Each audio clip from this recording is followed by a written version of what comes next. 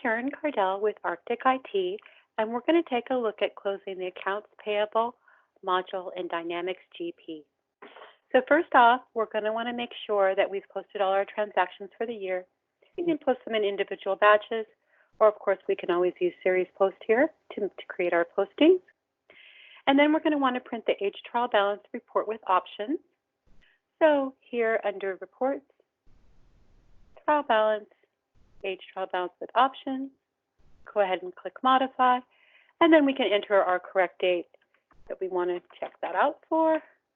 And then we can just go ahead and print it at that point, and then either save it as a file or print it to your printer. And then we're going to also want to print the vendor period analysis report, and that's going to be under reports. And then we're going to go ahead and go to analysis, and then here for our period analysis.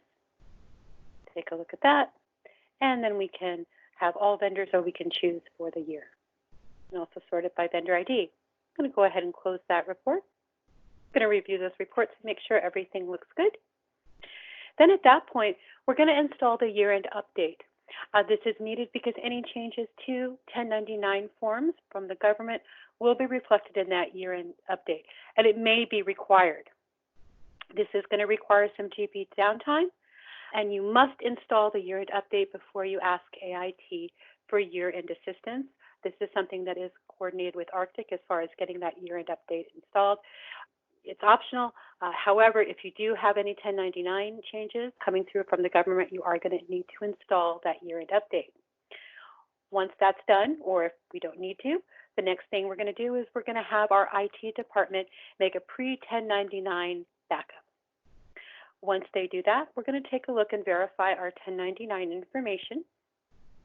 And here we're going to go into routine, and we're going to go to print 1099, and we can just go ahead and enter our year we want to print, and we're going to click print, and this is going to give us our edit list. Do we have any 1099s available? Okay, and once that pops up, this will go ahead and we can edit that to see what our 1099 amounts look like. And if we see some issues with our 1099s, we have some edit tools available in GP. So we can go ahead and go back here to purchasing, and we go to transaction, and we can come down to edit 1099 transaction information. And from here, we can go ahead and select a vendor that has an issue. Go ahead and pick advanced here, and we can see all of our document dates with the 1099 information. If I wanted to make a change, it's as simple as saying, okay, for maybe this for transaction, this shouldn't be miscellaneous. It's going to be interest. And again, you can see that changes the 1099 type. Maybe this is not 1099. So again, we can individually edit each transaction by vendor if we have some issues with the various transactions. That's one form of editing. Then we can also come here and go ahead and save our changes here, and it will give me a report.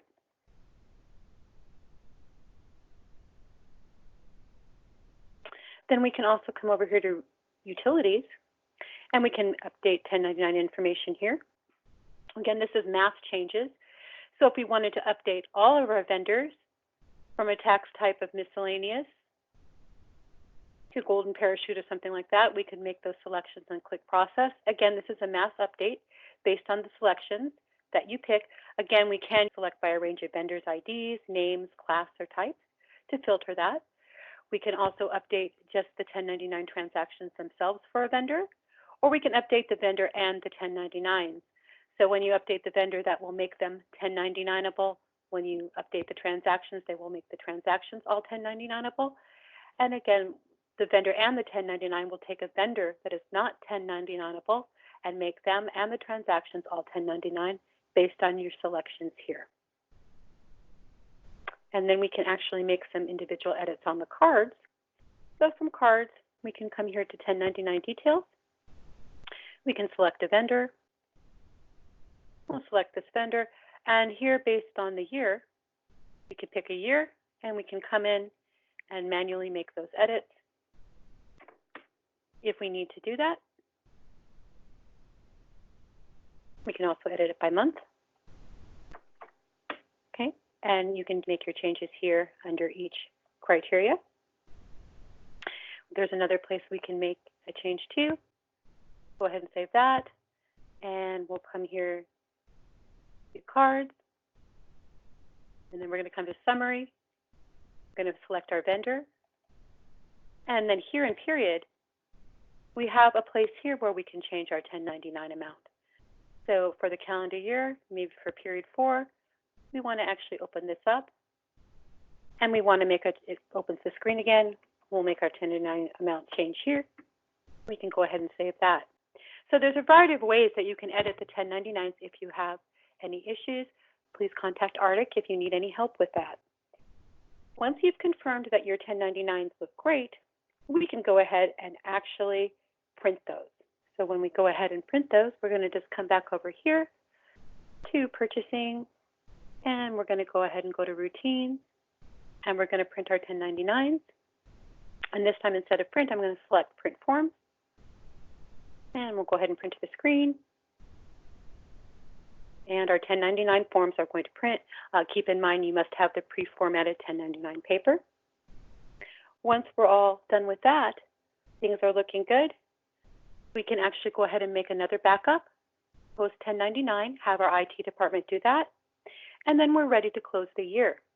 So let's go ahead and we're here in routines. We're going to come to year-end close. And again, we can select either fiscal calendar or both. And I'm just going to select close year. Go ahead and print that to the screen. There's our report. Our year is now closed. We can have our IT department make a final backup, and that completes closing the purchasing module in Dynamics GP.